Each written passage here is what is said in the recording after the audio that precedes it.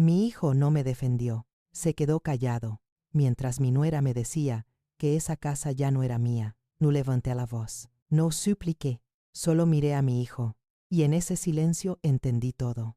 Ese día no perdí un hogar, perdí una mentira que llevaba años creyendo. Y para seguir escuchando esta historia, detente un momento y revisa si ya estás suscrito al canal. La casa estaba extrañamente silenciosa aquella tarde, demasiado ordenada, como si alguien hubiera querido borrar mi presencia con un trapo húmedo y un poco de prisa. La luz del sol entraba desde el patio, pero no calentaba. En México la tarde suele ser ruidosa, viva, con radios encendidas y voces cruzándose. Ese día solo escuchaba mis propios pasos, lentos, inseguros, como si caminara dentro de una casa ajena. Sentí que el aire pesaba más de lo normal. Respirar costaba. Mi nuera estaba de pie junto a la mesa. No me miraba a los ojos. Observaba un punto fijo en la pared, como si ya hubiera ensayado ese momento. Mi hijo estaba detrás de ella, un paso atrás, con los hombros caídos. No parecía enojado, tampoco triste. Parecía cómodo en su silencio. Yo dejé mi bolso sobre la silla, la misma de siempre, y nadie se movió. Nadie me ofreció sentarme. Nadie me preguntó cómo estaba. Pensé que era una discusión más, algo pasajero. En todas las familias hay roces, malentendidos, palabras dichas sin pensar. Yo había aprendido a ceder, a callar, a no incomodar. Durante años me repetí que eso también era amor, que ser madre era aguantar, entender, esperar. Pero ese día, algo dentro de mí se quebró sin hacer ruido, como el vidrio fino que se rompe por dentro antes de estallar. Mi nuera habló con una voz tranquila, demasiado tranquila. Me dijo que las cosas habían cambiado, que era lo mejor para todos, que yo debía entender. Usó palabras suaves, casi amables, pero cada frase empujaba un poco más mi espalda hacia la puerta. Dijo que la casa necesitaba orden, que ellos necesitaban privacidad, que yo podía quedarme con una hermana, con una amiga, con quien fuera, menos ahí. Miré a mi hijo esperando una palabra, una sola, un gesto, algo que dijera aquí sigo, mamá. No dijo nada, asintió apenas, como quien aprueba un trámite. En ese instante recordé tantas noches cuidándolo cuando tenía fiebre, tantos trabajos extra para pagar sus estudios, tantas veces que puse su bienestar antes que el mío. Todo pasó frente a mí como una película muda, y entendí que el silencio también es una decisión. La mesa estaba cubierta de papeles. No los había visto antes. Hojas blancas, ordenadas en una carpeta beige. Me acerqué despacio. Nadie me detuvo. Nadie me explicó. Vi fechas, firmas, sellos. Mi nombre aparecía, pero no como yo lo recordaba. Había términos que no entendía del todo, palabras legales que nunca me habían consultado. Algo se cerró en mi pecho. Sentí frío. No grité. No lloré. Aprendí hace tiempo que el dolor no siempre hace ruido. A veces se queda quieto, observando, esperando el momento de hacerse fuerte. Tomé una hoja con cuidado, como si fuera frágil. Mi nuera estiró la mano para quitármela, pero se detuvo. Mi hijo bajó la mirada. Nadie explicó nada. Ese silencio volvió a hablar por ellos. Salí de la casa con una bolsa pequeña, lo indispensable, un cambio de ropa, mis documentos, un cuaderno viejo donde guardaba direcciones y recuerdos. Al cerrar la puerta, escuché el clic de la cerradura. Ese sonido me acompañó durante días. No fue fuerte, pero fue definitivo. Caminé unos metros sin mirar atrás. El cielo estaba claro. La calle seguía igual. El mundo no se detuvo, solo el mío. Esa noche dormí en el sofá de mi hermana. Ella no preguntó mucho. Me ofreció una manta y un vaso de agua. Agradecí ese silencio distinto, un silencio que no expulsaba. Me quedé despierta mirando el techo. Cada sombra parecía esconder una respuesta. Pensé en la carpeta beige, en las firmas, en las fechas, en cuándo habían empezado a decidir por mí. Al amanecer la ciudad despertó con su ruido habitual. Vendedores, motores, pasos apurados. Yo me sentía fuera de lugar, como si hubiera envejecido de golpe. Preparé café y me senté junto a la ventana. Recordé una conversación de meses atrás, una frase que había pasado desapercibida.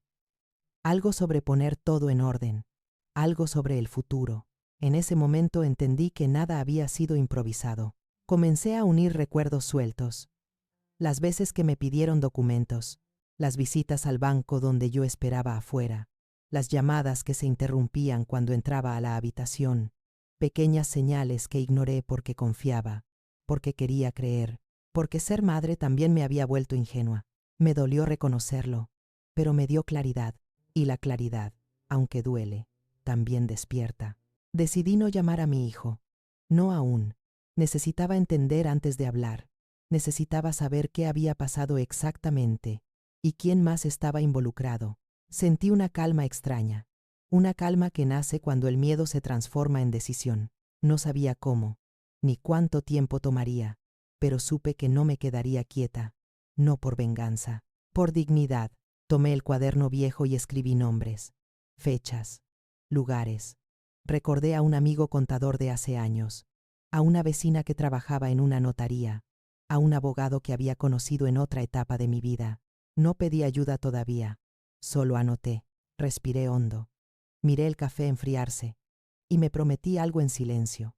Esta historia no terminaría ahí. Cuando volví a leer mis notas, comprendí que lo que había perdido no era solo una casa, era el derecho a decidir sobre mi propia vida. Y eso, aprendí ese día, no se regala, se defiende. No llamé a mi hijo esa semana, tampoco a mi nuera. El silencio por primera vez era mío. Los días siguientes pasaron lentos, como si el tiempo también estuviera observando qué iba a hacer yo. Me quedé en casa de mi hermana, ayudándola con cosas simples, ordenando cajones que no eran míos, intentando no sentirme una carga. Por las noches, cuando todo quedaba en calma, mi cabeza se llenaba de preguntas. No eran gritos, eran dudas precisas, insistentes, que no me dejaban dormir. Recordé cómo empezó todo. Al principio, mi nuera solo quería ayudar. Decía que yo no debía preocuparme por dinero, que ellos podían encargarse. Yo acepté, agradecida. Confié. Después vinieron los cambios pequeños. Una cuenta que ya no veía, un recibo que no llegaba, un comentario sobre poner las cosas a nombre de los jóvenes, porque así era mejor para el futuro. Siempre el futuro, nunca el presente. Una tarde revisé mi bolso y encontré una copia vieja de un documento bancario. No sabía por qué lo había guardado. Quizá intuición, quizá costumbre. Lo comparé con otro papel que había visto en la carpeta beige. No era igual. Algo no encajaba. Las cifras eran distintas. Las fechas también. Sentí un latido fuerte en el pecho. No era miedo, era alerta. Empecé a prestar atención a los recuerdos que antes había descartado. Las veces que mi nuera hablaba de herencia como si fuera un tema cotidiano. Las bromas incómodas sobre que todo algún día sería de ellos. Yo sonreía para no incomodar. Ahora, esas sonrisas me parecían una forma de ceguera. Me dolió aceptar que había participado en mi propio silencio. Decidí visitar el banco. Fui sola. Me puse la misma ropa de siempre. Nada elegante, nada llamativo. Quería pasar desapercibida. En la fila, escuché conversaciones ajenas, vidas que no me pertenecían. Cuando me llamaron, mostré mi identificación. El joven que me atendió revisó la pantalla y frunció el ceño. Me pidió un momento. Ese momento se alargó más de lo normal. Regresó con una expresión distinta, más seria. Me habló despacio. Me dijo que algunas cuentas ya no estaban activas, que había autorizaciones nuevas, firmas que yo no recordaba haber hecho. Sentí un vacío en el estómago. Le pregunté cuándo se habían hecho esos cambios. Me dio fechas exactas. Algunas coincidían con días en los que yo ni siquiera había estado en la ciudad. Salí del banco con las manos frías. Caminé sin rumbo durante un rato. Las calles seguían llenas de vida, puestos de comida, risas, música. Todo parecía ajeno. Me senté en una banca y respiré hondo. No lloré, no todavía. Mi mente empezó a ordenar los hechos como piezas de un rompecabezas. Alguien había actuado con tiempo, con paciencia, con intención. Esa noche llamé a mi amigo contador. No hablábamos desde hacía años. Me atendió con sorpresa. Le expliqué lo básico. No entré en detalles emocionales, solo hechos. Me pidió que le llevara todo lo que tuviera: papeles, copias, fechas. Su tono cambió. Se volvió profesional, preciso. Antes de colgar, dijo algo que se me quedó grabado. Esto no suena bien. Al día siguiente revisamos documentos juntos. Señaló inconsistencias, movimientos innecesarios, cambios que no beneficiaban a nadie más que a quienes ahora controlaban todo. Yo escuchaba en silencio. Cada explicación confirmaba lo que empezaba a sospechar. No había sido una discusión familiar, había sido una estrategia. También recordé una conversación con una vecina, meses atrás. Ella había mencionado que mi nuera preguntaba mucho por notarios, por trámites, por testamentos. En ese momento no le di importancia. Ahora entendía por qué. Nada había sido casual. Todo había sido gradual, calculado, cubierto con sonrisas y palabras suaves. Lo que más me dolía no era el dinero, era la certeza de que mi hijo sabía, que había participado, que había elegido la comodidad antes que mi respeto. Pensar en eso me cerraba la garganta. Aún así, no me permití romperme. Me repetí que entender la verdad era el primer paso para recuperar algo más importante que una casa. Mi voz, con cada nuevo dato, mi miedo se transformaba. Ya no era un temblor interno, era una línea clara. Sabía que no podía enfrentar esto sola. Sabía que necesitaba a alguien que entendiera la ley mejor que yo.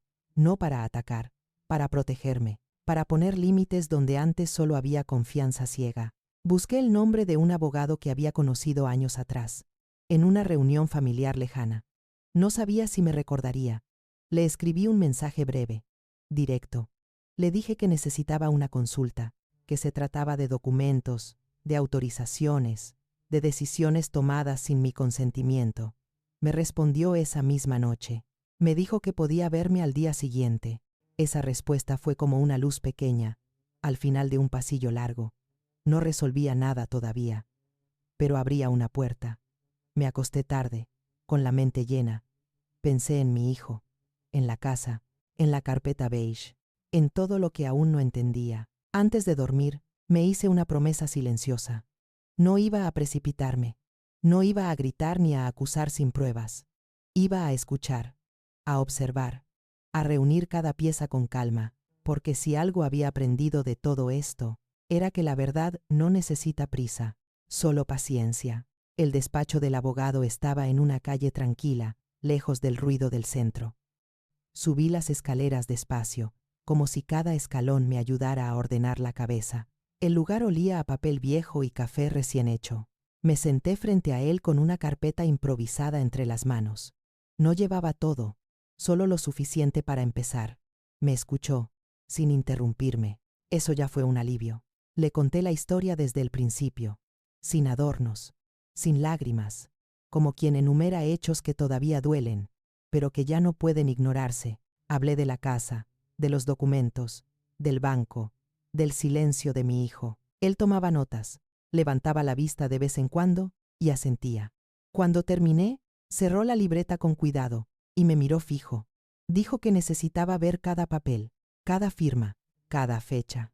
Durante los días siguientes, me dediqué a buscar todo lo que pudiera. Cajas viejas, sobres olvidados, copias que nunca pensé que servirían para algo. Revisé correos electrónicos antiguos, mensajes guardados por costumbre, recibos que había conservado sin saber por qué. Cada hallazgo me daba una mezcla extraña de dolor y fuerza. Era como recuperar pedazos de mí misma, que había ido dejando en manos de otros. El abogado me explicó con paciencia lo que significaban muchas de esas hojas. Autorizaciones amplias, poderes que yo no recordaba haber firmado, cambios de titularidad hechos con una rapidez que no era normal. Me señaló algo que me dejó inmóvil por unos segundos. Una firma que se parecía a la mía, pero no lo era del todo. Pequeñas diferencias, trazos forzados. Yo sentí un calor subir por el pecho. No quise sacar conclusiones de inmediato. Aprendí que la prisa nubla la mente. Seguimos revisando. Él hizo llamadas, pidió informes, solicitó copias certificadas. Me explicó que el proceso sería lento, pero sólido. Yo asentí. Ya no buscaba soluciones rápidas, buscaba claridad. En una de esas reuniones, apareció un nombre que yo no esperaba. Un tercero, alguien que había intervenido como testigo en ciertos documentos. No era de la familia, No era un desconocido total, era alguien cercano a mi nuera, un conocido suyo. Ese dato se me quedó clavado. Recordé haberlo visto alguna vez en casa, sentado a la mesa, riendo, opinando de asuntos que no le correspondían. La investigación empezó a tomar forma. No era solo un conflicto familiar. Había una red pequeña, pero bien organizada. Personas que sabían moverse entre trámites y oficinas, que conocían los tiempos, que aprovechaban la confianza ajena. Yo escuchaba cada explicación con atención. Sentía rabia, sí, pero también una extraña calma. Por primera vez, las cosas tenían sentido. Un día, el abogado me mostró un documento clave, una solicitud hecha en mi nombre para modificar disposiciones sobre bienes. La fecha coincidía con una semana en la que yo había estado enferma, casi sin salir de casa. No había forma de que yo hubiera ido a firmar eso. Me temblaron las manos. No por miedo, por la certeza. Pensé en mi hijo, en cómo me había mirado aquel día, en su silencio cómodo, en su forma de evitar mis preguntas. Todo encajaba con una claridad dolorosa. Él no había sido engañado, había sido parte. Quizá no del inicio, pero sí del final. Quizá no con maldad abierta, pero sí con una cobardía que pesa igual. El abogado me dijo que necesitábamos un plan, no uno impulsivo, uno que expusiera los hechos sin exagerar nada, que dejara que los documentos hablaran, que obligara a todos a responder. Me habló de una reunión formal, de citar a las partes, de hacerlo en un espacio donde no pudieran escapar, ni minimizar lo ocurrido. Yo lo escuchaba con el corazón acelerado. Salí de ese despacho distinta a como había entrado. No más ligera, más consciente. Caminé por la calle sintiendo el sol en la cara. La ciudad seguía viva, indiferente a mi proceso. Compré un café y me senté un momento. Observé a la gente pasar. Pensé en cuántas historias como la mía se cruzaban sin tocarse. Cuántas madres callaban por miedo a perder lo poco que les quedaba. Esa noche casi no dormí. No por ansiedad, sino por actividad mental. Repasaba nombres, fechas, gestos. Pensaba en la reunión que vendría, en lo que dirían, en cómo intentarían justificarse. Me preparé para escuchar excusas, para ver caras sorprendidas que no lo estarían tanto. Hubo un instante, ya entrada la madrugada, en el que dudé. Pensé en dar marcha atrás, en evitar el conflicto, en aceptar la pérdida y seguir adelante en silencio. Pero esa idea duró poco. Recordé la cerradura cerrándose, la bolsa pequeña, el sofá prestado, y entendí que callar otra vez sería traicionarme. Al amanecer, escribí una lista, no de reproches, de hechos. Cada punto era una verdad comprobable, nada de emociones, nada de interpretaciones, solo lo que podía sostenerse. Esa lista se convirtió en mi ancla. Cada vez que la duda volvía, la leía. Los días siguientes avanzaron con una intensidad contenida. El abogado confirmó que todo estaba listo para el siguiente paso, que había suficientes pruebas, que el escenario estaba preparado. Yo asentí sin decir mucho. Dentro de mí, algo se acomodaba. No era valentía, era determinación tranquila. Sabía que lo que venía no sería fácil, que habría miradas, palabras duras, intentos de manipulación. Pero también sabía algo más. La verdad, cuando se sostiene con hechos, no necesita levantar la voz, solo necesita mostrarse, y estaba a punto de hacerlo. La reunión se programó para un viernes por la mañana. Un lugar formal, neutro, con paredes claras y mesas largas que no pertenecían a nadie en particular. Llegué unos minutos antes. No quería dar la impresión de llegar corriendo ni de esconderme. Me senté y apoyé las manos sobre la mesa. Estaban firmes. Eso me sorprendió. Mi hijo llegó con mi nuera pocos minutos después. Ella entró primero, segura, con una carpeta elegante bajo el brazo. Sonreía de manera automática, como quien cree tener el control de la situación. Mi hijo caminaba a su lado, serio, evitando cruzar mi mirada. Detrás de ellos entraron otras personas. El notario, el abogado de ellos, el testigo que yo ya conocía de nombre. Todos tomaron asiento. El ambiente se volvió denso. Cuando comenzó la reunión, mi abogado habló con calma. No levantó la voz. No acusó a nadie directamente. Explicó el motivo del encuentro y pidió que se revisaran ciertos documentos. Mi nuera asintió con una seguridad que me dolió. Parecía convencida de que nada podía salir mal. Yo permanecía en silencio, observando. El primer documento se proyectó sobre la mesa. Fechas, firmas, mi nombre. El notario empezó a leer. Habló despacio, con precisión. A medida que avanzaba, vi cómo la expresión de mi nuera cambiaba apenas. No mucho, solo lo suficiente para que yo lo notara. Mi hijo seguía mirando hacia abajo. Luego apareció el segundo documento, el que yo nunca había firmado. El abogado explicó las inconsistencias, las diferencias entre la firma original y la que figuraba ahí. No hizo acusaciones, solo señaló hechos. El notario pidió comparar. Se hizo un silencio pesado. El testigo comenzó a moverse incómodo en su silla. Recuerdo el sonido del aire acondicionado. Constante. Frío. Nadie hablaba. Mi nuera rompió el silencio diciendo que todo se había hecho con mi consentimiento. Su voz era firme, pero ya no tan segura. Mi abogado pidió que mostrara una prueba de ese consentimiento. No la tenía. Solo palabras. El tercer documento fue el punto de quiebre, una solicitud presentada en una fecha imposible. El abogado explicó dónde estaba yo ese día. Presentó registros médicos, recibos, pruebas claras. El notario levantó la vista y pidió una aclaración. Mi nuera miró al testigo. Él evitó su mirada. En ese momento, algo se quebró. No hubo gritos, no hubo golpes en la mesa, solo una serie de silencios que se volvieron demasiado largos. El testigo admitió que había firmado sin verificar mi presencia. Dijo que confiaba en lo que le habían dicho. Esa frase quedó suspendida en el aire. Confiaba. Mi hijo levantó la cabeza por primera vez. Me miró. Sus ojos no mostraban enojo, mostraban miedo.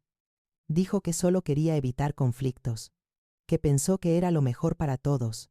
Esa explicación, tan pequeña frente a todo lo que había pasado, me dolió más que cualquier insulto. El notario pidió un receso breve. Cuando regresamos, su tono era distinto, más serio. Informó que los documentos quedarían bajo revisión, que ciertos trámites quedaban suspendidos de inmediato, que habría consecuencias legales. Nadie discutió, nadie sonrió. Mi nuera empezó a hablar rápido, demasiado rápido. Intentó justificarse. Dijo que yo exageraba, que era un malentendido, que todo se había hecho por mi bien. Yo la miré sin decir una palabra. Ya no sentía rabia, sentía distancia. El abogado de ellos intentó intervenir, pero cada intento se chocaba con una prueba, un papel, una fecha, una firma. La verdad no se defendía con palabras, se sostenía sola. Cuando la reunión terminó, nadie se acercó a mí. No hubo disculpas, no hubo explicaciones sinceras, solo miradas esquivas. Mi hijo salió primero. Mi nuera lo siguió, con el rostro tenso. El testigo fue el último. Caminaba encorvado. Yo me quedé sentada unos segundos más. Respiré hondo. Sentí un cansancio profundo, pero también una ligereza inesperada. No había ganado nada todavía. No oficialmente, pero algo había cambiado para siempre. Al salir a la calle, la luz del mediodía me golpeó el rostro. La ciudad seguía su ritmo. Autos, gente, voces, todo igual. Pero yo no era la misma. Había hablado sin decir una palabra. Había dejado que la verdad se mostrara sin empujarla. Caminé despacio. Pensé en todo lo que vendría después. En los procesos, en las decisiones, en las heridas que tardan en cerrar. Sabía que aún no era el final, pero también sabía que ya no estaba en la oscuridad. Esa tarde, mientras tomaba un café sola, entendí algo con claridad. El poder no siempre grita. A veces se sienta, espera y deja que la verdad haga su trabajo. Las consecuencias no llegaron de inmediato, llegaron despacio, como suelen llegar las cosas que son inevitables. Durante semanas hubo llamadas, notificaciones, citas formales, documentos que volvían a revisarse, firmas que ahora se miraban con lupa. Yo asistía a todo con calma. Ya no necesitaba convencer a nadie. Los hechos hablaban por mí. Recuperé el derecho a decidir sobre mis bienes. No fue un gesto de generosidad. Fue una corrección necesaria. Algunos trámites quedaron anulados, Otros entraron en procesos más largos. No me alegró ver a mi hijo en esa situación. Tampoco me dio satisfacción ver a mi nuera perder el control que había creído definitivo. Sentí algo distinto. Una tristeza serena, como cuando uno acepta que una etapa terminó y no hay forma de volver atrás. Hablé con mi hijo una sola vez después de todo eso. No fue una conversación larga, no hubo reproches. Me dijo que nunca pensó que llegaría tan lejos, que se dejó llevar, que no supo decir que no. Yo lo escuché, en silencio. Entendí que sus palabras no buscaban reparar, sino aliviar su culpa. Le respondí con honestidad. Le dije que el amor no se demuestra con silencio, y que las decisiones también construyen distancia. Con mi nuera, no volví a hablar. No sentí la necesidad. Algunas personas se explican solas con sus actos. Yo no buscaba disculpas, buscaba paz, y la paz, aprendí, no siempre viene acompañada de reconciliación, a veces viene acompañada de límites claros. Volví a vivir sola, no en la misma casa. Elegí otro lugar, más pequeño, más sencillo, con ventanas que se abrían al amanecer. Los primeros días me sentí extraña, como si hubiera olvidado cómo era decidir por mí misma. Poco a poco retomé rutinas, caminar por la mañana, preparar café sin apuro, leer en silencio, escuchar mis propios pensamientos sin miedo. Hubo noches en las que el recuerdo volvía.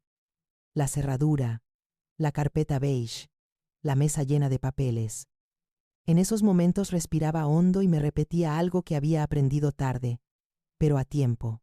La confianza no debe costarte tu dignidad, y la familia no es un permiso para borrar a nadie. Empecé a hablar con otras mujeres, vecinas, amigas, conocidas. Muchas guardaban historias parecidas, hijos que decidían por ellas, nuera o yernos que cruzaban límites, silencios incómodos, miedos a quedarse solas. Me di cuenta de que no estaba sola, que mi historia no era un caso aislado, que muchas madres callan por amor y pagan con su voz. No me considero una mujer valiente, me considero una mujer cansada de desaparecer, y esa diferencia lo cambia todo.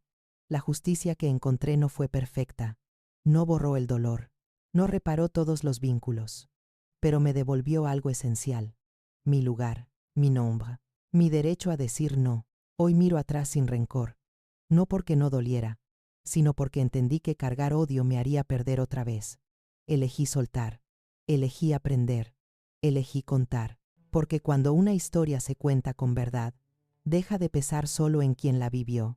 Si estás escuchando esto y algo te resulta familiar, quiero que sepas algo. No es egoísmo cuidarte, no es traición poner límites, y no estás equivocada por querer claridad donde otros prefieren confusión. A veces, la mayor traición no viene de fuera, viene de aceptar menos de lo que mereces. La vida no siempre nos da familias justas, pero sí nos da la posibilidad de elegir cómo seguimos después de la herida. Yo elegí seguir de pie, con calma, con dignidad, sin gritar. Si esta historia resonó contigo, déjame un comentario y dime desde qué ciudad o país me estás escuchando. Me gusta saber hasta dónde llegan estas voces que tantas veces fueron silenciadas. Y si quieres seguir escuchando relatos reales como este, historias de verdad, de traición, de justicia silenciosa y de sanación, suscríbete al canal Relatos de la Vida Real. Aquí, cada historia importa. Y cada voz también.